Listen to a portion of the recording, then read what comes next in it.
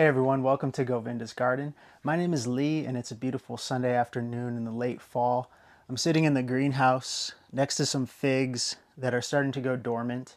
So it's the end of the fig season and it's a good time to share with you our top 5 figs. Before we get into the figs, I think it's important to set the context.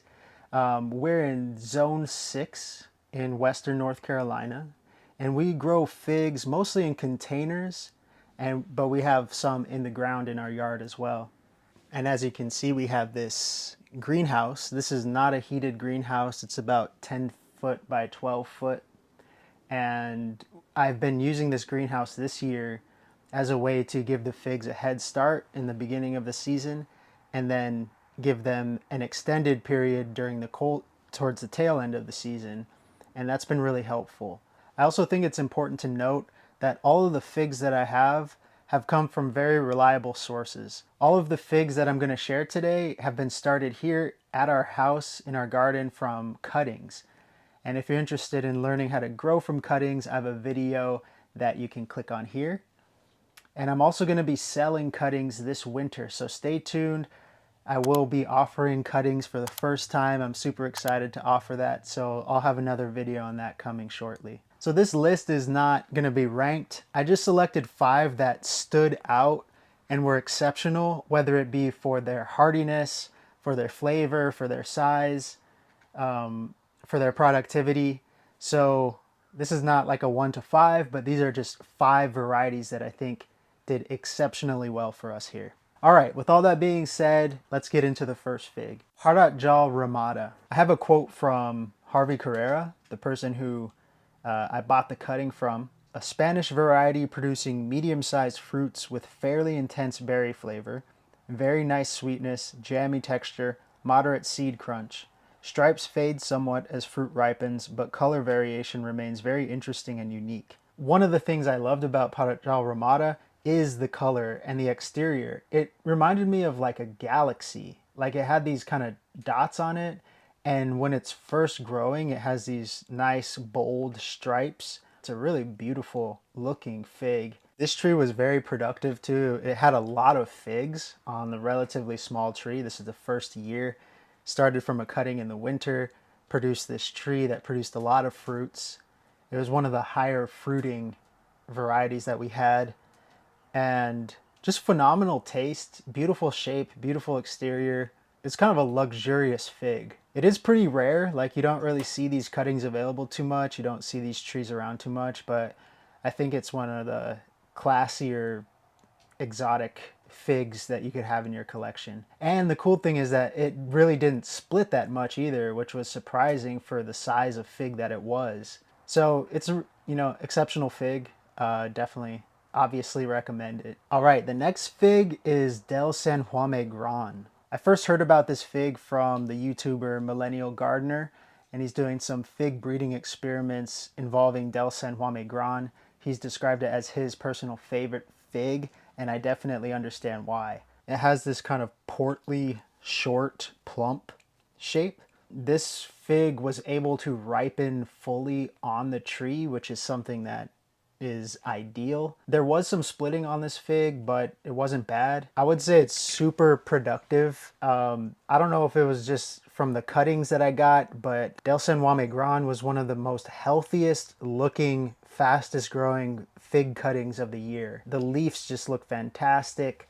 Lots of fruits on the branches. But I think the thing that makes Del San Juan Gran exceptional is its flavor. I remember feeling like it tasted exactly like a raspberry Jolly Rancher. It just kind of like raspberry, strawberry, jammy, thick, very sweet flavor. It's just really indulgent. It's just an amazing fig. It's, I would say, somewhat rare, but cuttings are available. I'm going to be selling some cuttings of that. So yeah, highly recommend it. All right, the next one is called Bibera Branca. This variety has origins in Portugal, and Harvey's description says it produces very attractive and very large fruits.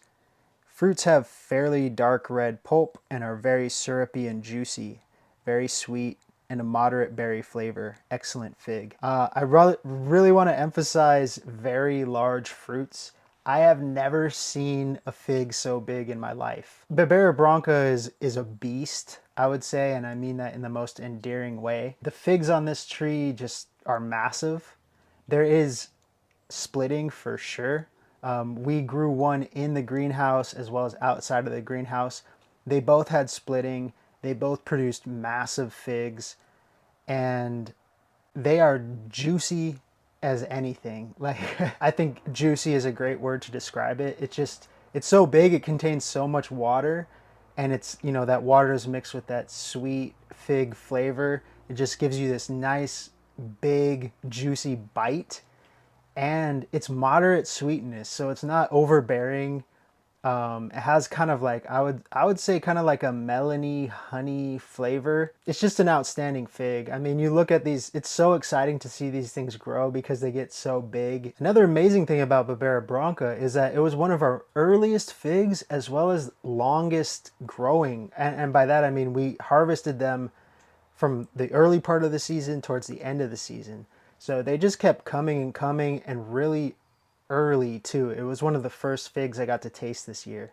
So that's pretty important and, you know, valuable to people in colder climates like us to have these earlier fruiting varieties. Another note about Bibera Branca is that it doesn't need to fully ripen to be enjoyable. It's so big that if like half of the fig ripens and is soft towards the end, it's still an enjoyable experience. You can eat the whole fig. It doesn't have to fully ripen on the tree to really appreciate and enjoy it. All right, and the fourth fig is White Madeira, specifically White Madeira #1 from Harvey Carrera. This fig originates from the Madeira area of Portugal. It has a green exterior, a dark red interior. Flavor is just phenomenal. Texture is just phenomenal. Ability to ripen on the tree is phenomenal. Minimal splitting, very productive, very healthy looking tree. I do have 3 of these trees, and they were all grown in the greenhouse and all did very well. I cannot say with confidence they would perform the same outside all season, but for its taste alone, it's just such a good fig. Just one of the more pleasurable experiences with White Madeira #1. All right, and finally, drum roll please. And I will rank this as the #1 best fig of the year for us, is one I'm sure you've never heard of before. I'm calling it Euclid. This is a fig tree that I discovered very magically here in Asheville, North Carolina. One day I was driving around in West Asheville, and I just had this feeling out of nowhere to go down a road, to make this left and just go down a road that I've never been before. It was strange, just kind of like this spontaneous feeling popped in my mind, told me to do this. So I took a left and I went down this road, and I was driving slowly, just looking around what was going on in the neighborhood. And lo and behold, there's this big fig tree that must have been 30 years old at least. And it had these green figs on it. They looked similar to White Madeira #1, green exterior, shrivelly, no splitting, just delicious looking ripe figs loaded on the tree. And I just felt like, thank you, God. Like God led me to discover this tree. And I call it Euclid because that's the street that it was on. It was growing in someone's front yard. So I got real excited and I wanted to pick some figs. So I knocked on the door. A really nice woman answered, and I said, "Hey, I noticed your fig tree and I would love to pick some figs from it." And she was like, "Pick as many as you want. I don't like figs. Yeah, go for it." So she gave me the green light to really just pick as many figs as I wanted.